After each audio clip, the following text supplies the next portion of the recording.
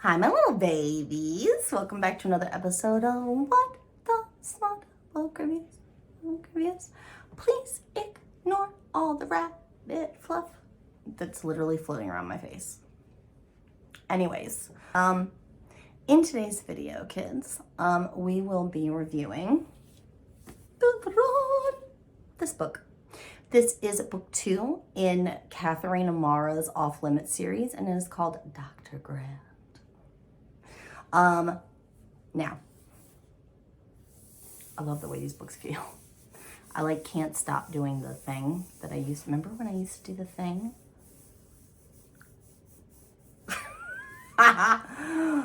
Okay, now let's talk about the deets for the book.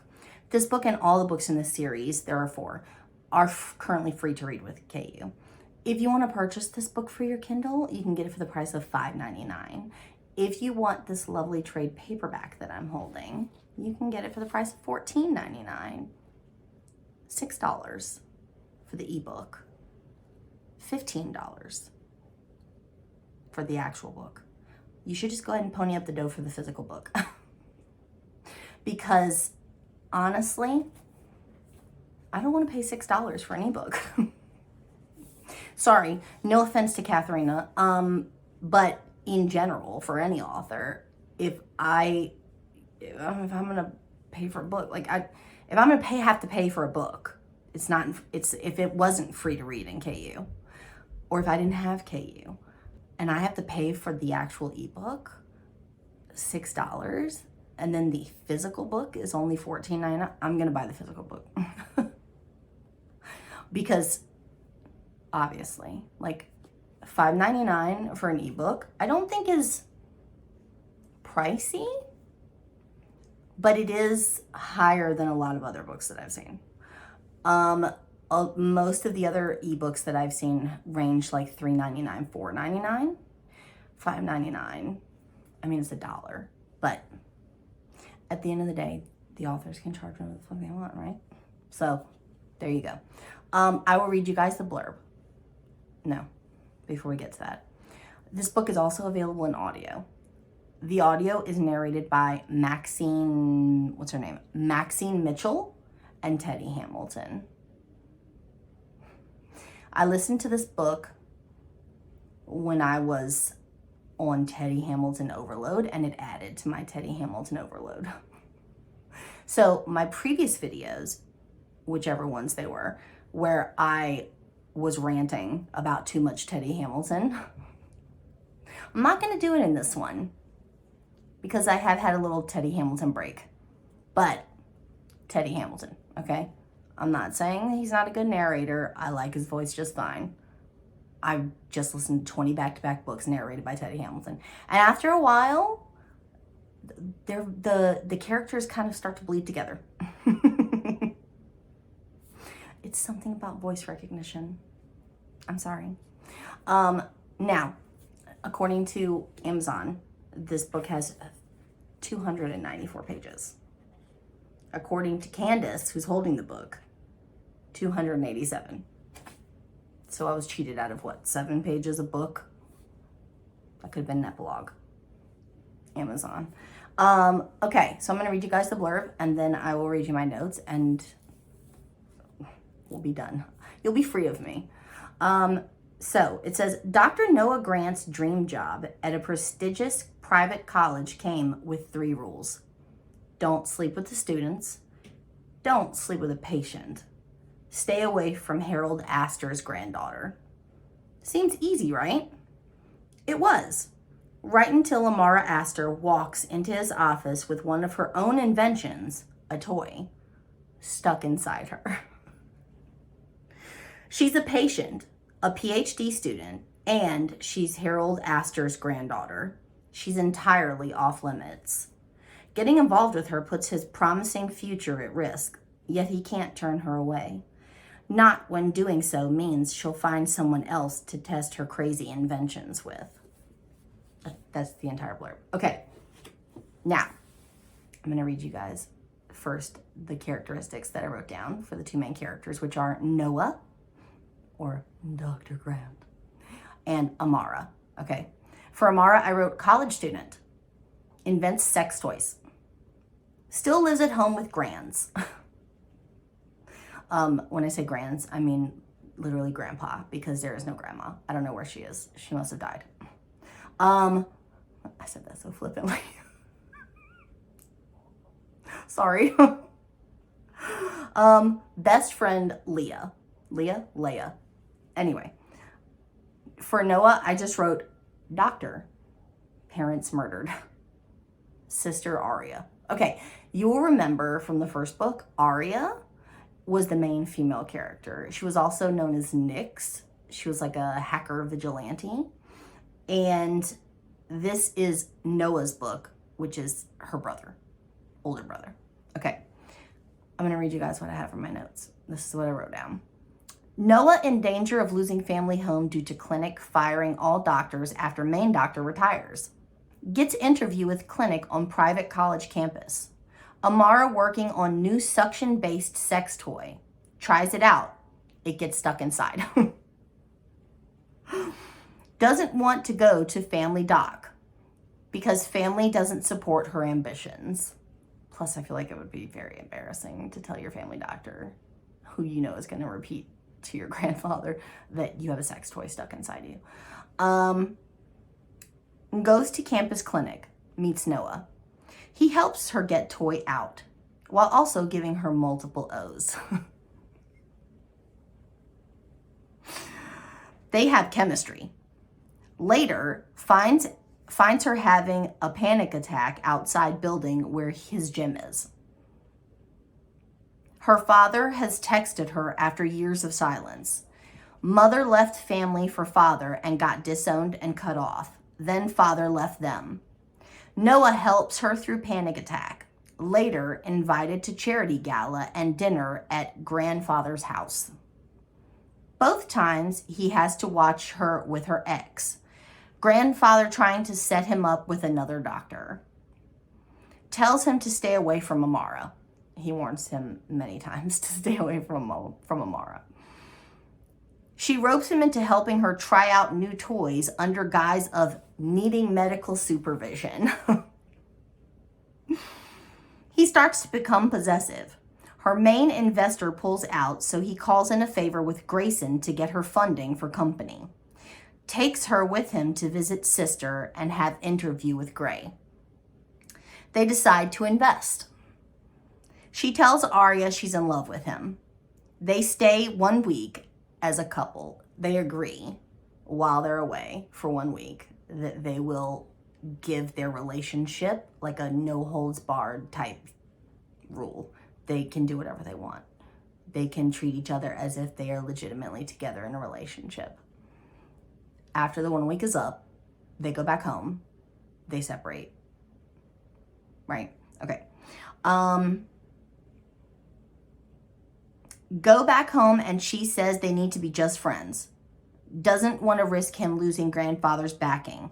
They're both miserable. He comes for her after grandfather threatens him in case they're seeing each other. Tells her he's in love with her. She tells him back. They start seeing each other low-key. Her father shows up at college lab. She falls apart. Grandfather finds out about them. Blacklists Noah. She moves out and in with Noah. Gets call from hospital. Father attempted suicide. Noah goes with her. Realizes her father is his parents' murderer. Yeah. Breaks up with her. Tells her to get out. Goes to stay with Arya and Gray. They already knew. Which is another thing that throws him off. They try to reason with him. She goes back home. Promises to marry Greg, her ex. And sells company in exchange for Noah's future. News announces her engagement.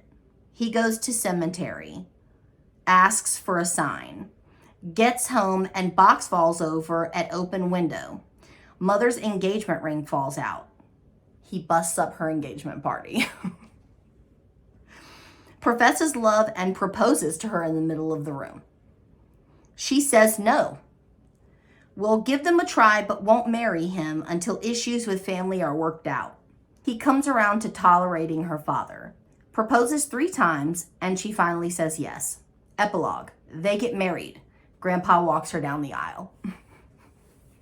Okay, so as you can tell, there's a lot going on in this book. There was a plot twist at the end that I had a feeling was coming. Maybe, I want to say shortly before like the midway point. In the beginning of the book, it alludes to, obviously she doesn't have a relationship with her father. It makes you think that maybe the father like cheated on the mother or just up and left them or whatever. It's not revealed until the end of the book that the reason they don't have a relationship is because he went to prison. When her mother fell in love with her father, their grandfather disowned her, cut her off without a cent. They were broke, and in desperation, her father broke into Noah's family home looking for things like clothes, food, school supplies for Amara, and got caught in the middle of the robbery. Noah's father owned a gun, and the gun, he eventually got the gun away from him. Amara's father eventually got the gun away from Noah's father, and then in a panic shot them both. They died. That scene was left for Arya to find. She obviously had her own trauma in book 1 that she had to work through with Gray. Noah is no less fucked up from this situation. When he finds out that Amara, that her father is the one that murdered his parents, he can't see her as anything but, he's disgusted, legit disgusted at the thought of being with her because she's the product of the man who murdered his parents. He goes to visit Arya and Gray. He breaks the news to Arya that the girl he brought with him to stay a week in her house is the daughter of the man who murdered their parents. Arya tells him, I already knew. I knew when you came here. The minute I saw her, I knew who she was. She resembles her father very closely. He didn't make the connection, but Arya did. And she got to know Amara within that week, and she realized she was nothing like her father. And she didn't tell Noah because she knew that this would be Noah's reaction, and she wanted him to be happy. So he feels a little bit betrayed by Arya, but eventually Arya talks some sense into him, or tries to talk some sense into him. He gets back home. Amara's gone. She's moved out. The house is quiet. He goes to visit his parents in the cemetery, and he says, I love her. I know I do. But I feel like I can't be with her because it would be a betrayal to you, to my parents. He says, please, Mom, give me a sign. Show me what I should do. And when he gets home, a window that he's positive he didn't leave open is open. And the wind from coming in the window knocks over this box where his mother's engagement ring was. It was given to Arya, and Arya put it there. And he takes that as the sign. It's like divine intervention for him. And so he busts up her engagement party where she has willingly told her grandfather, because during the time they were living together, he was blacklisted. He couldn't find a job. Her grandfather literally told everyone, if you hire him, I will destroy your business. So they were struggling. And it was putting like an emotional toll on their relationship. She goes to her grandfather and she says, I will sell my company, which she ends up selling it to Grayson and Aria. She says, I will sell my company that I'm trying to start, and I will marry Greg, who is the man that her grandfather handpicked for her. If you stop blacklisting Noah and let him find a nice position somewhere. Noah realizes when he hears this that someone who is willing to give up their life's ambition and marry a man that she clearly doesn't love out of love for him can't be anything like the man who murdered his parents. In the meantime, she's decided, she's come to the realization that she wants her father in her life. And now she's torn between these two men. Her father is racked with guilt over what he did, over what happened to Noah's parents. Obviously, that's not going to bring them back.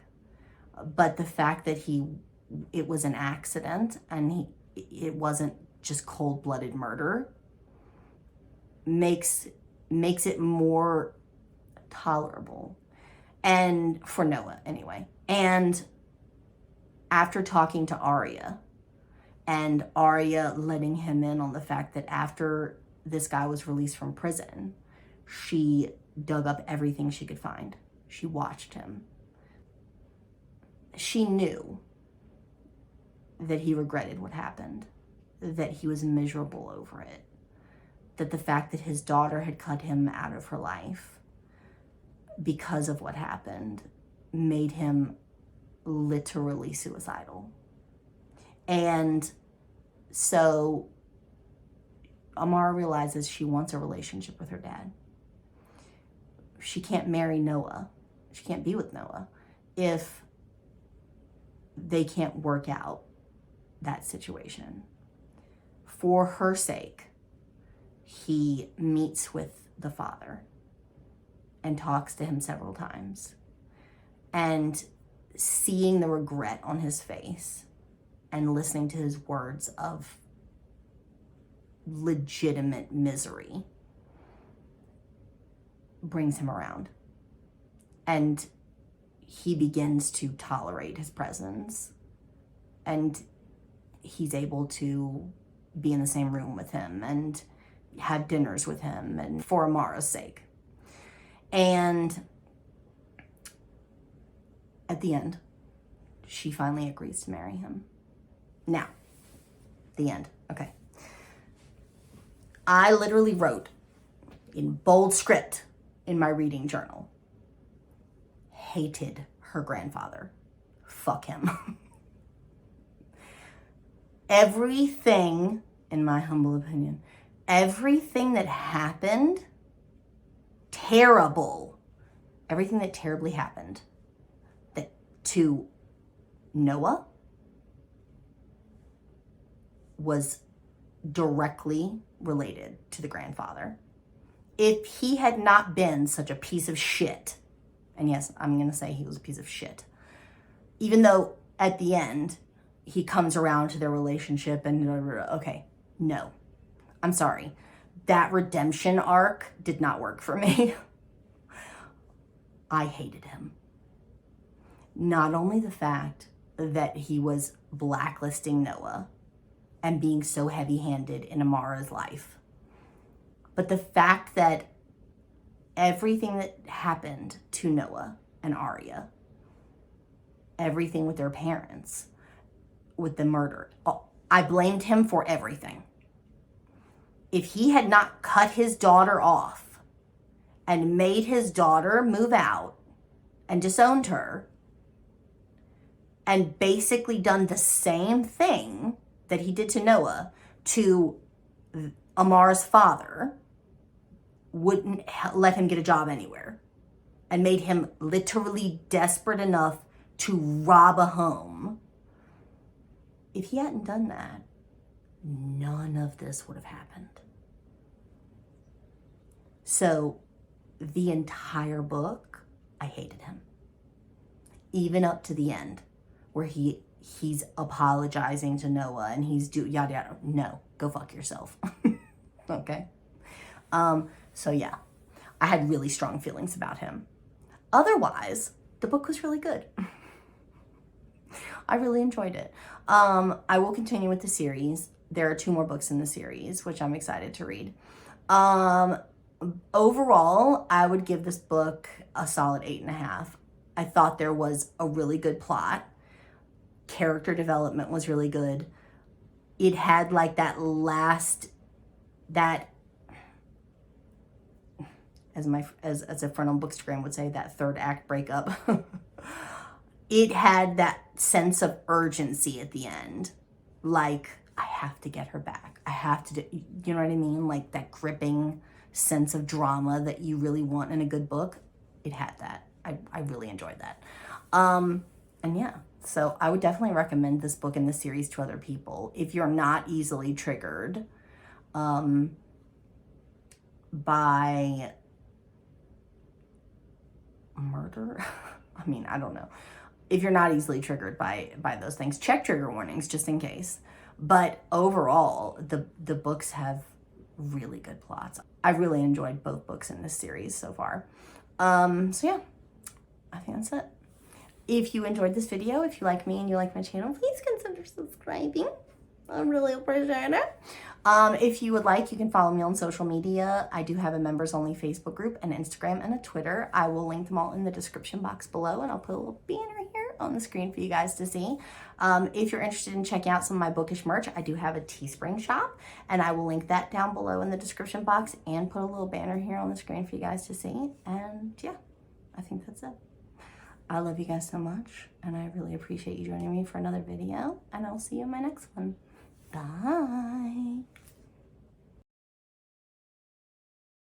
Hey there, lady. Who's that lady? I don't even know the words to that song. I don't know why I'm singing it. Hello. Welcome back to another episode of Candace Has No Idea What She's Doing. Thanks for joining me. Okay. I got a lot of notes for this one. What the fuck? Okay, here we go. Lord have mercy. Oh, Lord have mercy. Jesus. Okay, I'm going to attempt to do one more. And then we're going to see how it goes because my head hurts already. Okay. I love you so much, and I will see you in my next video. Anyway, I love you so much. Bye. I'll talk to you later. I gotta go. Bye. Love you.